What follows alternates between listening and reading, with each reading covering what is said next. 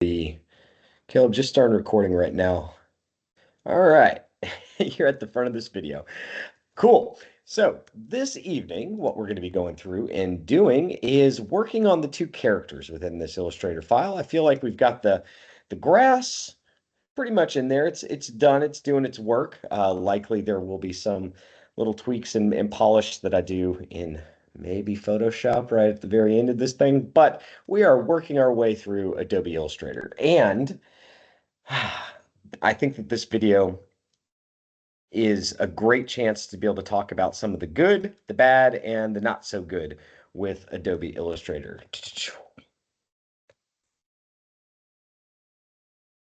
So oftentimes, if you are taking an intro to computer applications program or just being introduced to Adobe Illustrator in any type of art program across the United States, they will have you do a self-portrait or a portrait of someone else within Adobe Illustrator. And the dream is that this thing is going to look like this. It's going to look like Scanner Darkly or The Waking Life or something cool like that. But most of the time, we end up with something that is more akin to this, where the shapes are just kind of odd.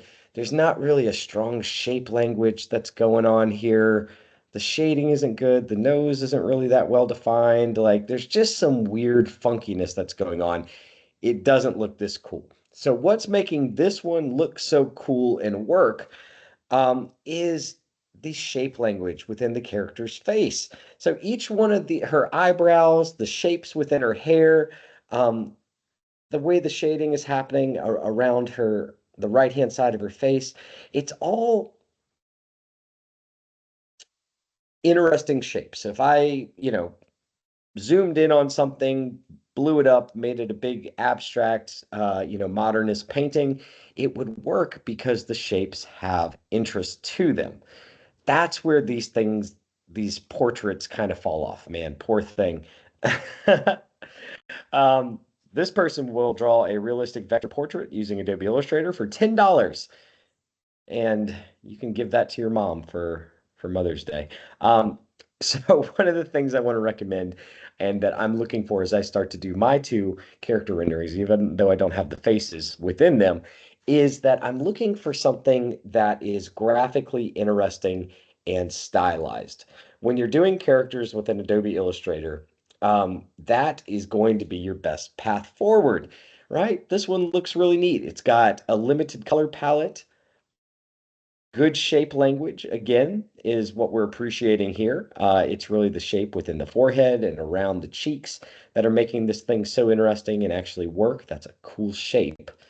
This one's pretty nice as well, where we're going into more of a monochrome look on it and not trying to keep that, the realistic skin tones. And you can see all the big choices that they're making with the unique shape language on the shadow underneath this woman's chin and on her neck versus what's going on within the portrait itself over here on the left-hand side. So there is room for interpretation when you're doing these portraits. That's what makes them work, and that's what makes them look good, is keeping in mind that the shapes need to look cool. They need to have a good flow. They need to feel strong.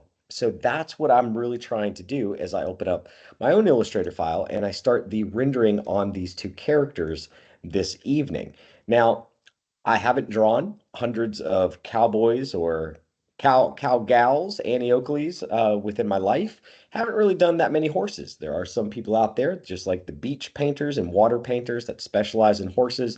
They're absolutely amazing at it. I am not one of those. However, this is something that happens all the time within your creative career. You're going to be asked to do things and paint things that you have never done before. And the trick to that is you got to go and you got to gather references.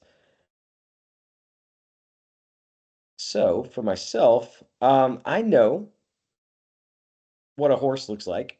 I could try to do this out of my own head, but if I gather some reference images at every stage, it is going to turn out better. And I'm trying to pull up my reference images right now. We're on module 5. Yeah, here we go. So what I've been doing prior to the start of this class this evening is going through and not just looking at photographs of Western people. This was the inspiration for the gal. I thought this was a really, really cool pose here. Love the oversized hat, but it's a 3D model and the rendering isn't really going to help me that much in this scene.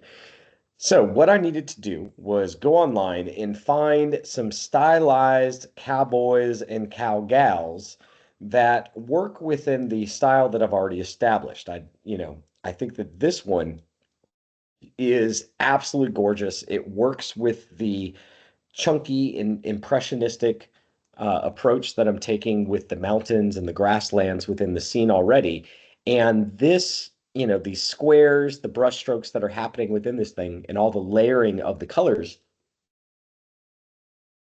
is really, really smart and feeling good for where it is that I'm heading with my painting. So I want to try to embellish something like this. We've still got the face, we've still got a clear shadow and lips, but look at the way that same idea of if we were to zoom in on this thing, on this character's hat, blow it up into a giant canvas and put it on the wall as sort of a modernist abstract painting, the shape language in there, the balance between the large gray chunks, the darker colors, the rhythm between the smaller lines, and the overall flow of this thing feels really, really nice. And that is what we're going for within this illustration. So let's get back into Illustrator with that in mind.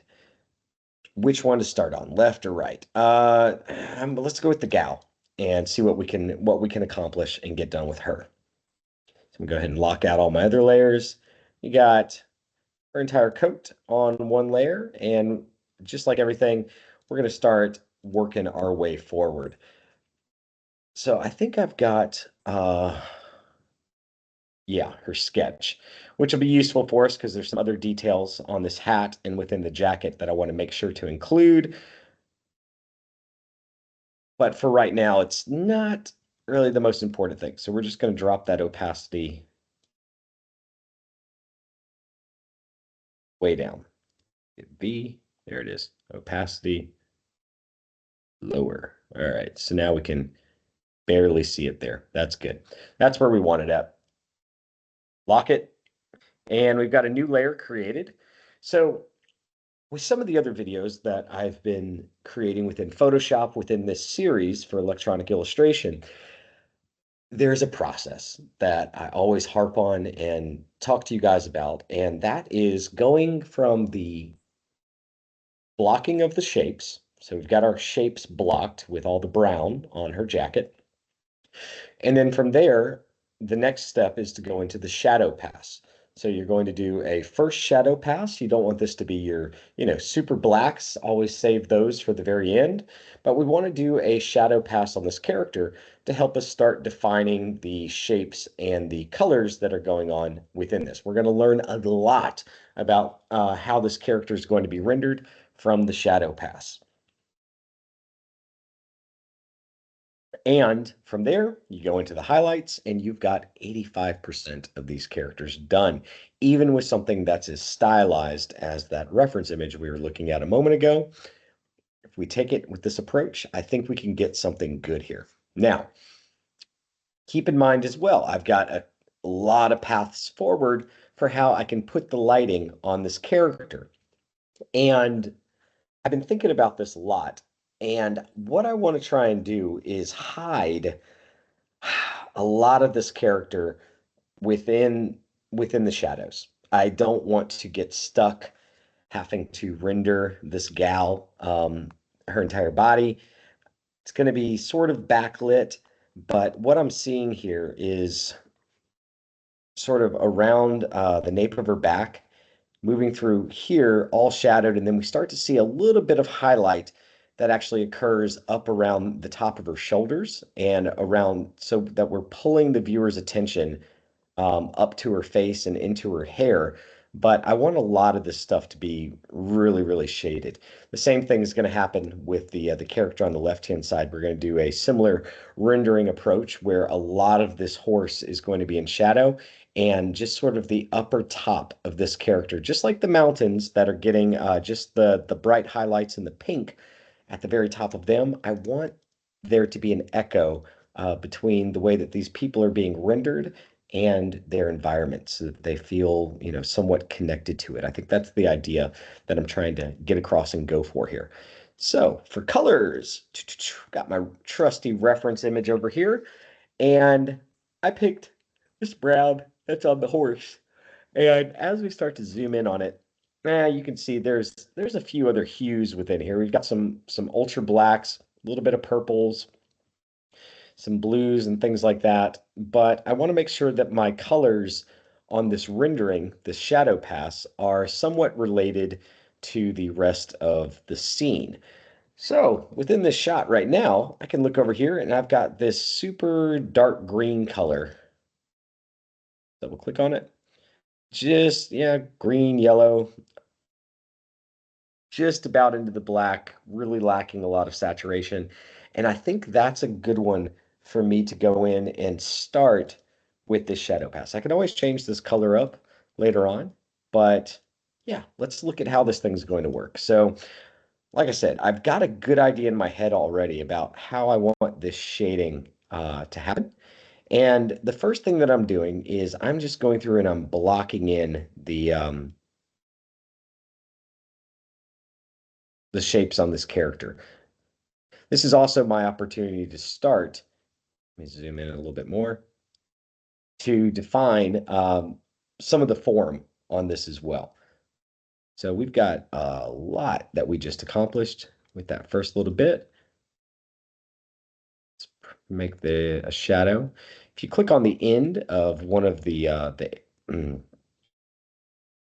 pin segment lines, then it'll get rid of the handle and then let you, redirect where where that pin line is going to go to. So we've got a little bit of, mm, I don't know, it's a buckle or something like that on the back of her jacket. So we're going to stop there for a second. Keep in mind, I'm always thinking about while I'm doing this, that's going to be a different layer later on. Um, I'm always thinking about the shapes that I'm creating. I want it to have a good flow, just like we saw with so many of those portraitures. Even though I'm doing the back of this gal's back right now, I still want to make sure that I'm thinking in terms of, am I creating a good rhythmic shape that if I was just to take this one little line, blow it up, and make it into a modernist painting that I hung on the wall, would it work? Would it be a successful work of art? So yeah, going all the way up the character's back here. This is kind of cool. I like that. Exploring some of those happy accidents from my sketch and not trying to lose those along the way.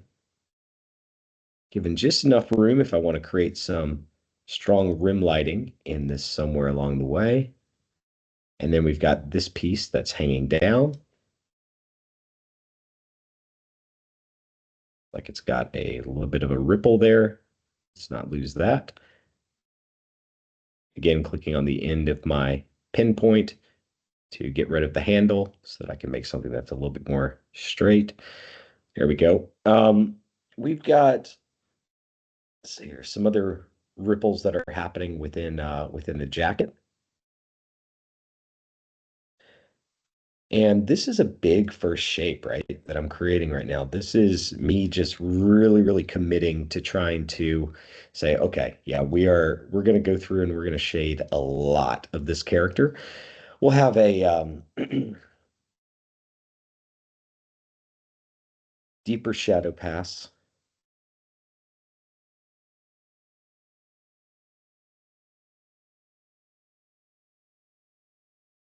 here in a minute. But yeah, we want some of the highlight to come around her forearm.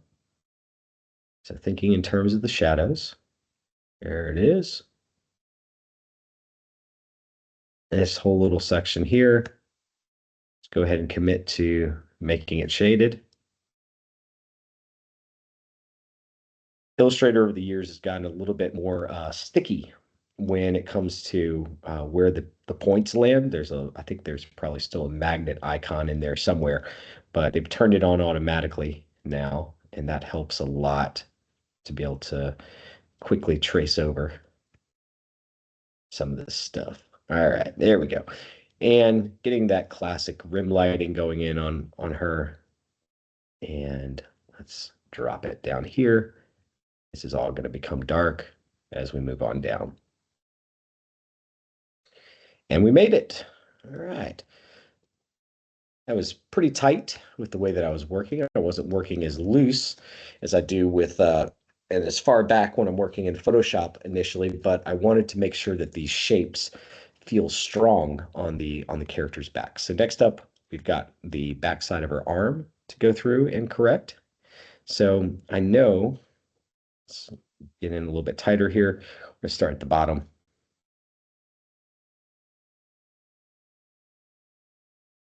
Leave that room for a little bit of rim lighting if we want to use it later on. Making sure that we're creating interesting shapes with a good flow and pattern along the way.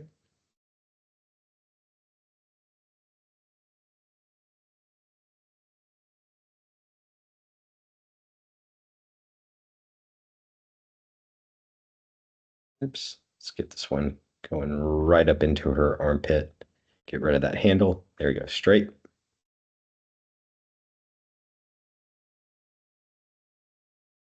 I like that shape there. To define the edge of the jacket. And now we get to make some choices. I always love, even though she's got this jacket on,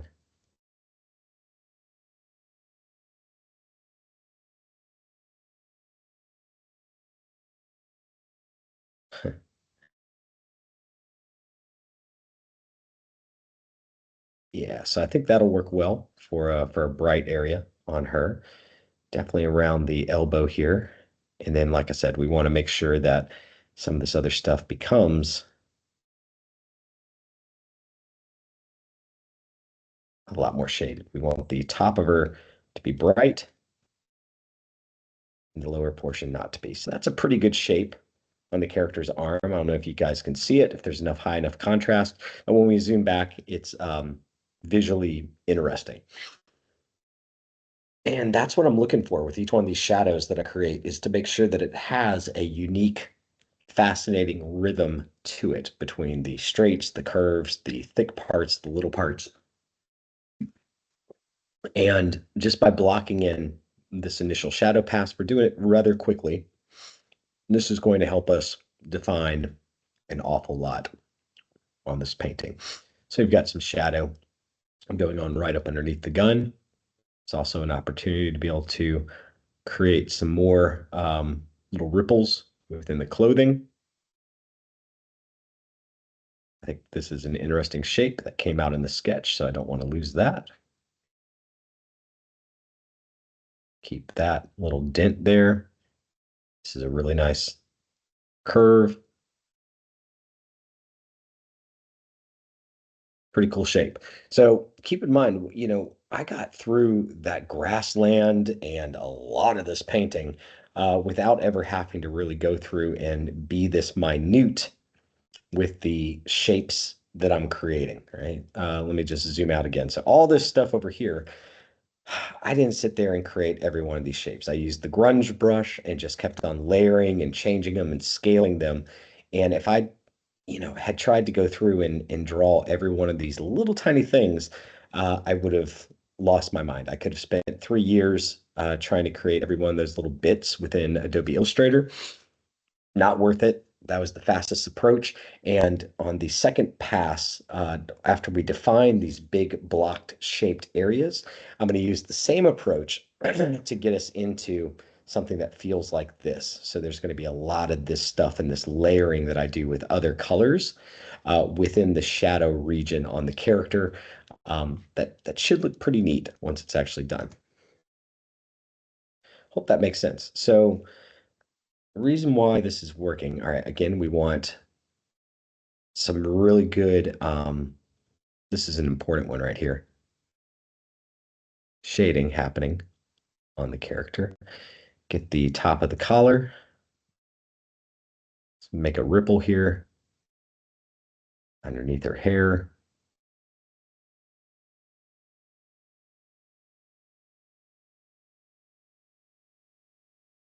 And again, just leaving a little bit of room for room lighting right around the edge of it. Butt of the gun. Now we need to fill in this other shape. We'll do the hat right after I get this one filled up.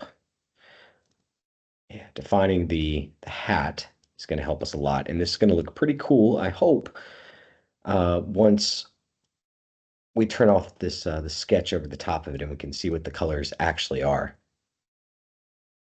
But because I'm using one of the colors that already exists within the scene, and I know I can always make this, change this color out if it doesn't feel quite right, but I want to check it at this step.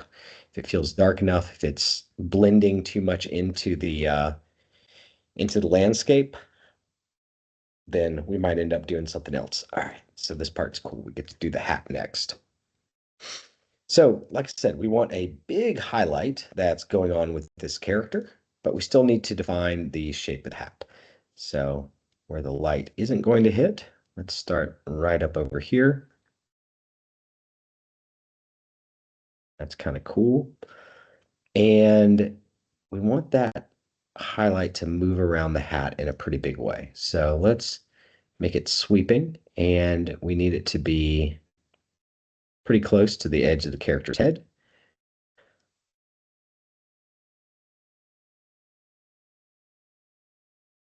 There we go. Just tracing this really, really quick.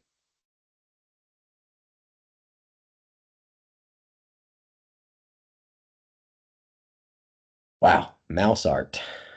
I haven't used my Wacom tablet or to draw on the screen for this entire piece so far. So now we're to the back of the hat. And remember, the lighting is going to be wrapping around up high around the top of the character. So this gives me a cool opportunity to really show off that lighting coming around the back. So we're going to leave it nice and bright here.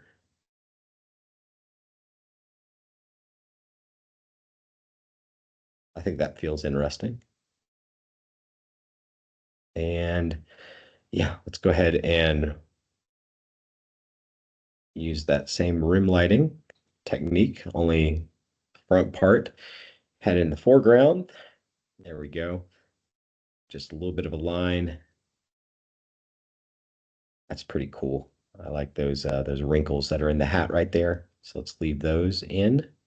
This is all going to get reversed as I start to move around the backside and complete this entire shape. That's pretty cool. What to do here? Yeah, so we've got a pretty cool shape right there. Let's keep that one. I like the idea of half the hat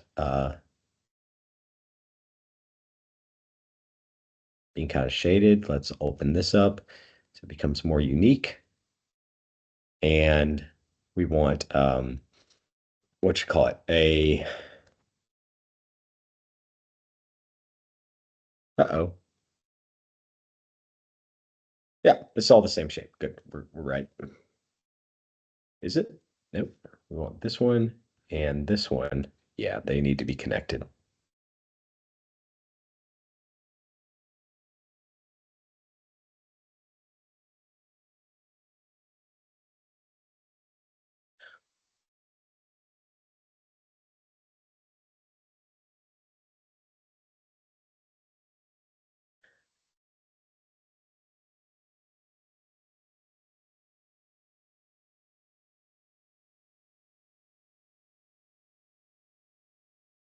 There they go. All right, now we're cooking with hot sauce.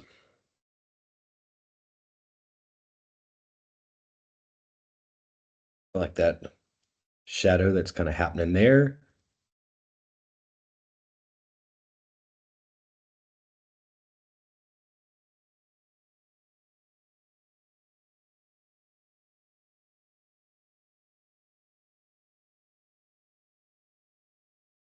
Fill this out.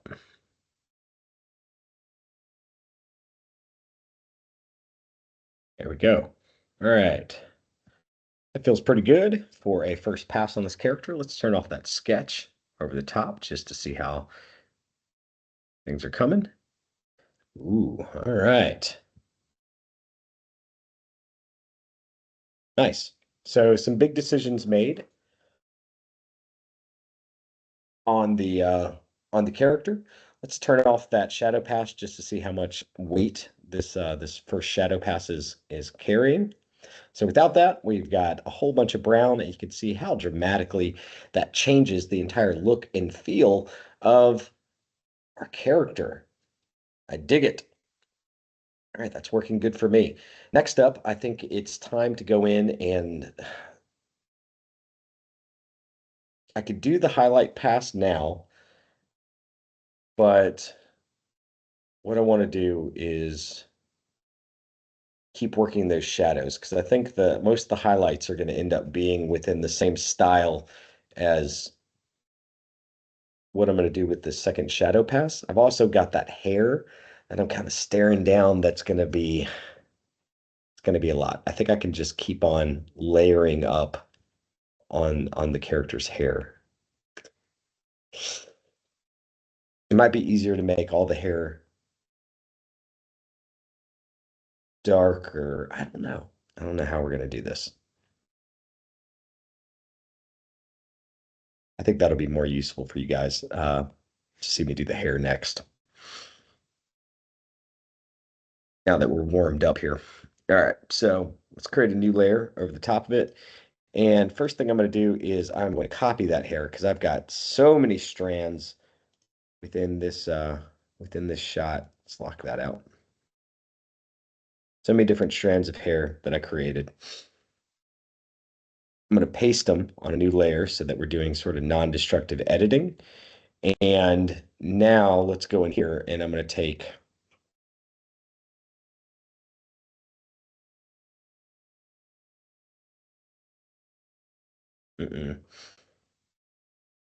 one of my colors. So let's take this dark brown that we're using. Let's push it more into the red. There we go. And what I'm going to do next is start deleting out some of my points. Lock the skin layer, get back on the hair.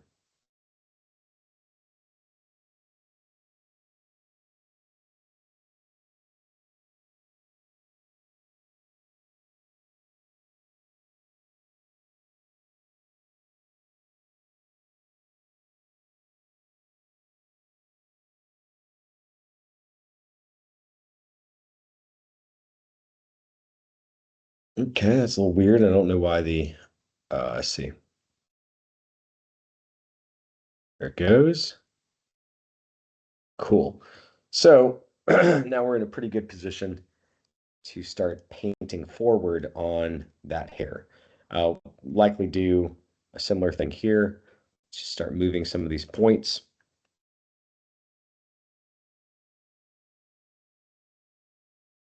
Said we wanted the light while it's up high to catch a lot of the character.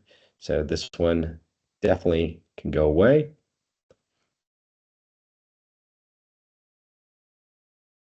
That's got some good shadow going on with it. And now I think we're in a good spot. So let's start moving forward.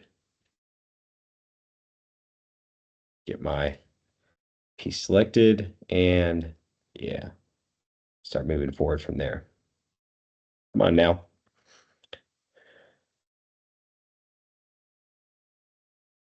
Feels like taming a snake. Okay. So we've got some highlights that we can do on the hair still,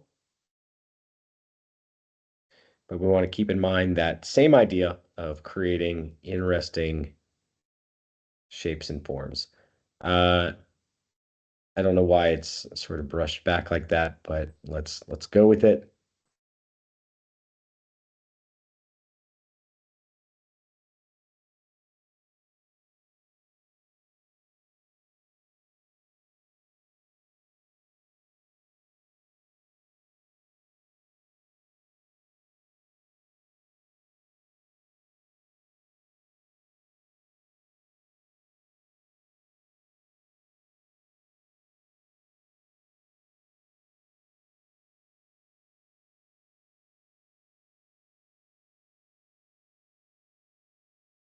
There we go. That's working pretty good.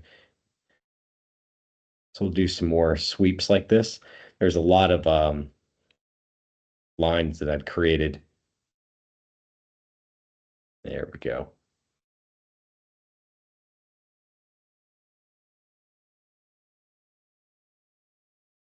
Again, this is all about just creating an interesting form.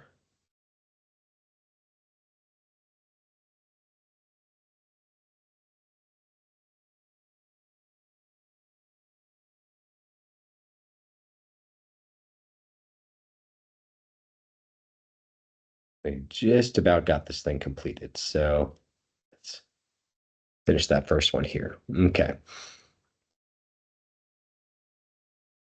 cool. So that helped us define our shadow space on the hair quite a bit better. It looks like there's a bit of a weird shape going on at the top of this thing.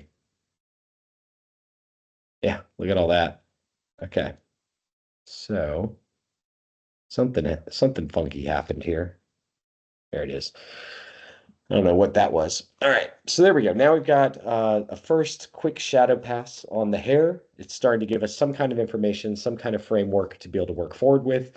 This hair is one of those things that I could keep working on and keep uh, tweaking and get super micro focused on and never finish. So what I'm trying to show with you guys is how to be able to approach doing this hair graphically and quickly so that we don't get too hung up.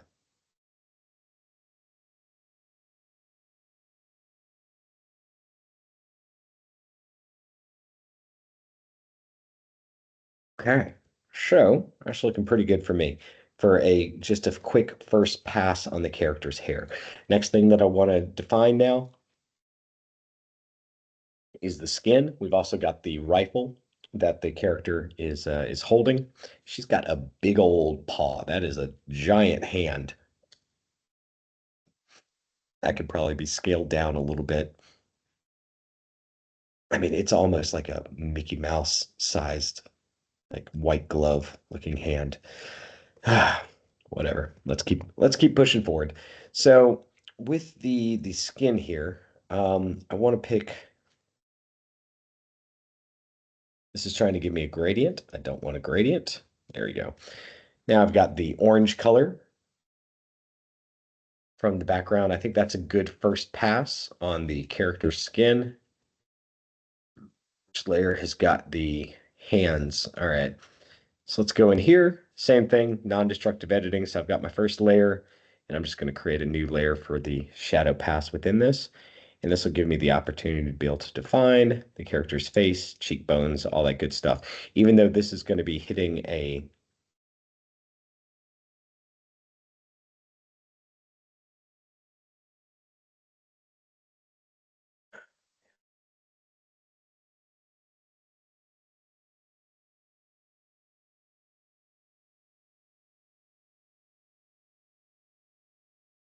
there we go, under the jaw.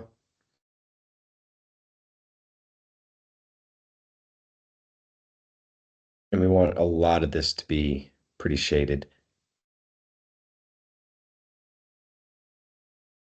I'm not sure why I'm not seeing it right now. Maybe I need to move it up. There it goes. Okay. So sometimes you get little flyaways. You don't want that to happen.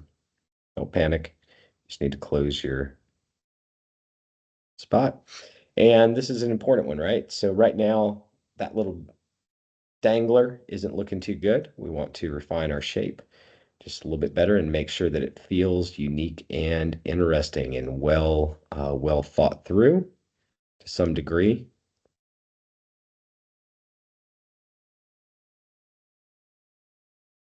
Yeah, kind of like that. That's what's going to win here. Is it an interesting form? Is it an interesting shape? And just sort of playing around with it because people, when they look at this thing, there we go, for the first time, are going to go straight to the character's face try and get some kind of reasoning or semblance of what's going on, they'll totally ignore all the mountains and all the hard work that I did on the grass and just look at the that little tiny sliver of the character's face. It's just human nature for how we look at drawings. So for here, now we're on to the hands. I'm gonna do the shadow pass on the hands the same way.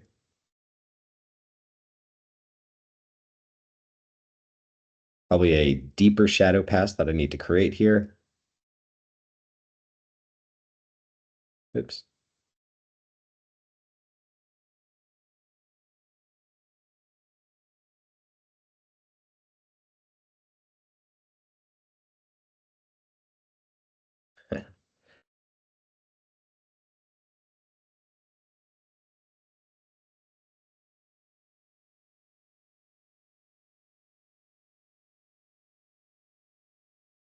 There we go, working our way around it. Most of this hand is just going to be completely shaded.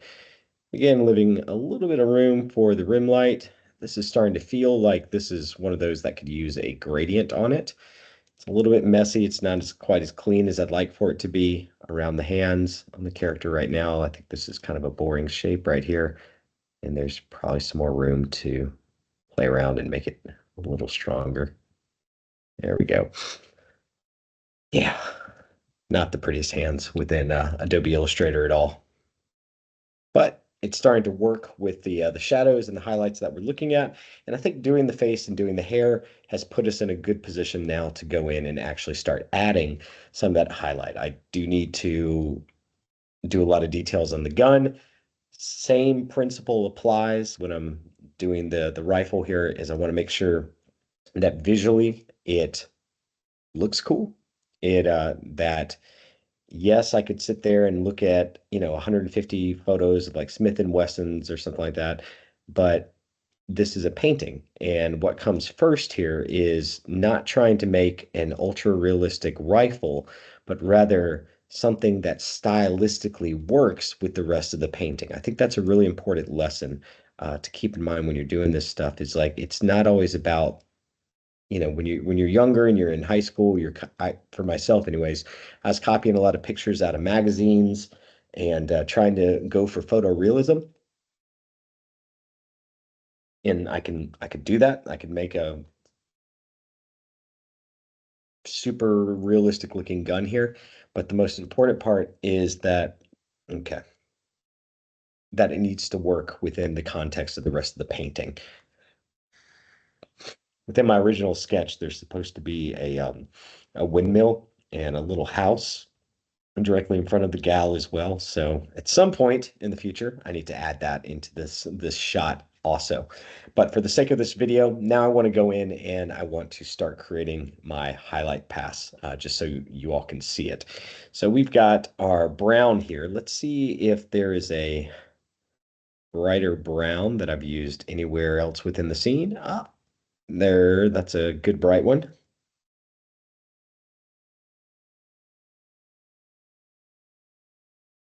Got a little bit more red in it. And because it's in the foreground, let's up that saturation just a little bit more. And I mean, that is like really, really saturated. Okay, I think that'll work for us. Cool. So let's use that so that we're still getting some of that pink lighting going on the top of the character. And zoom in here. I can turn that sketch back on. Just maybe there's some details and things that it might open up that I want to think about. But committing to doing a different shape for the arm on the character also.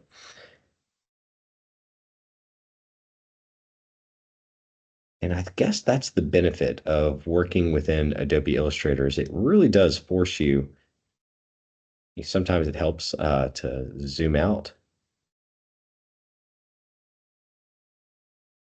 or switch it to where it's just the line art at first.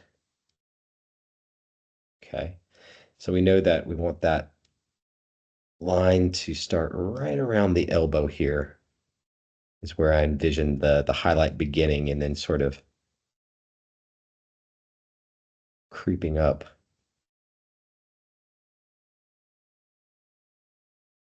Hmm, don't get click happy. So there it is. It's getting a little bit larger as it goes across. And now I really want it to wrap around her shoulder in sort of a big way. And I can kind of see this shape in my head for what I want it to look and feel like. Trying to give it a little bit more interest. There we go. And close it out. So that shape feels strong to me. Let's go in. Let's do her shoulder next. Still want a little bit of that highlight going on there.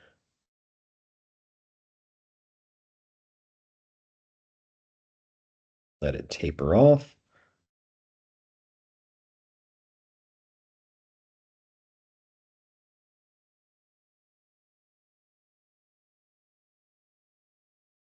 Again, just like we saw with the reference image, I want to make sure that we're creating interesting shape spaces.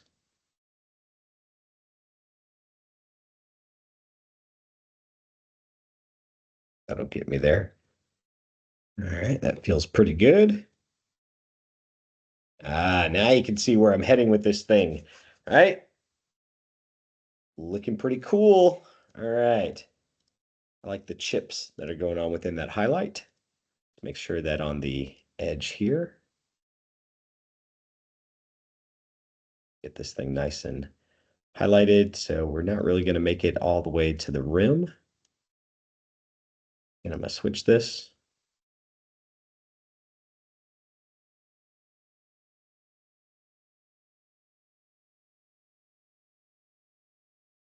All right.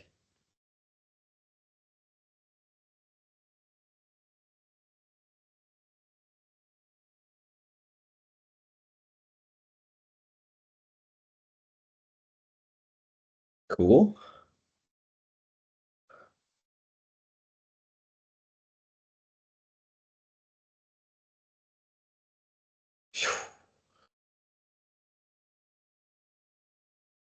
Sort of an interesting shape right there. It's still a little boring.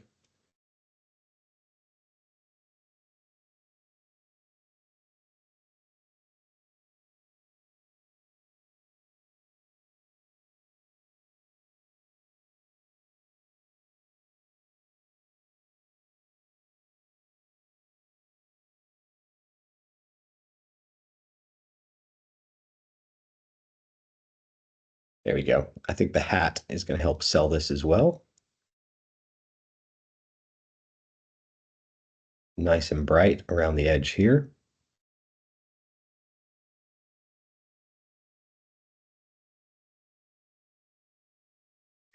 And, I haven't started adding any of that extra brushwork into this thing yet.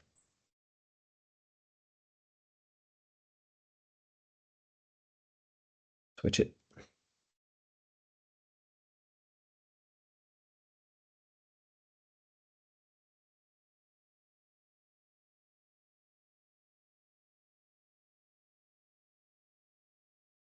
That looks cool.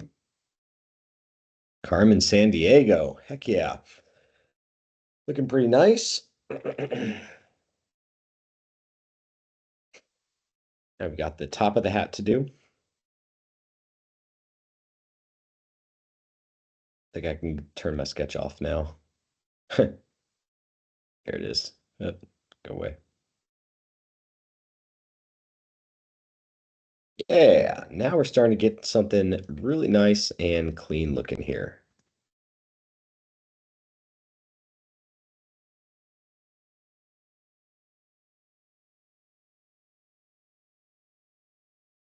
Keep in mind, it is all about those shapes. So the reason why this is working and it looks good is I'm paying special attention to what type of shape language it is that I'm creating here. I'm making sure that my forms are interesting. They have a good bend and flow to them. And for any of this stuff, if I was to zoom in on it, blow it up and put it on a wall as a modern art painting, an abstract painting, that it would work. Right. Pretty cool. Like it. And like I said, we've got the underside of the hat that's also going to help to sell this effect. I think the hair is, I think we're working behind the hair so we can just go all the way across like this. Yeah, we're good.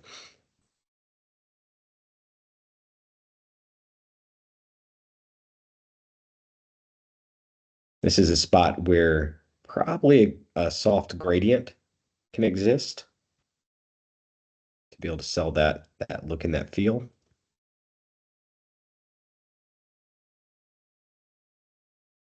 There we go. Looking pretty cool.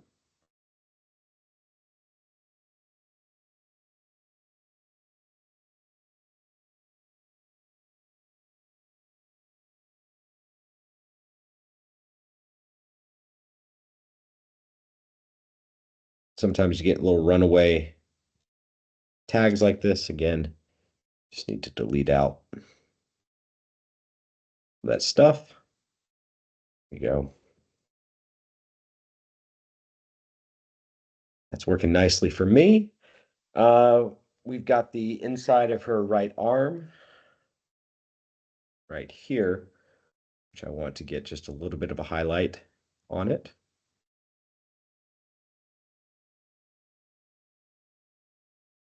So that I'm bringing those colors from the left-hand side of her body all the way across. Oops. Making art with a computer mouse. I don't know if using the drawing on the screen with the pen or the stylus would really improve this process too much. I think that I feel like it works great for brush strokes and large shapes, but this is pretty precise stuff that I'm doing right here. So I'm not sure how much a stylus would really help me to work through this. Yeah, we've got a sort of an interesting shape going on the edge of her body too. We want just a little sliver of this bright orange.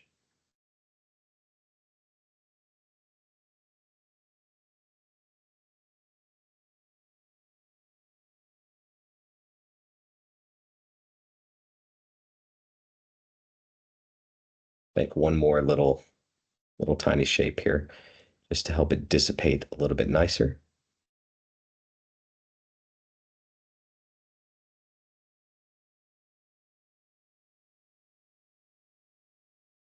There we go.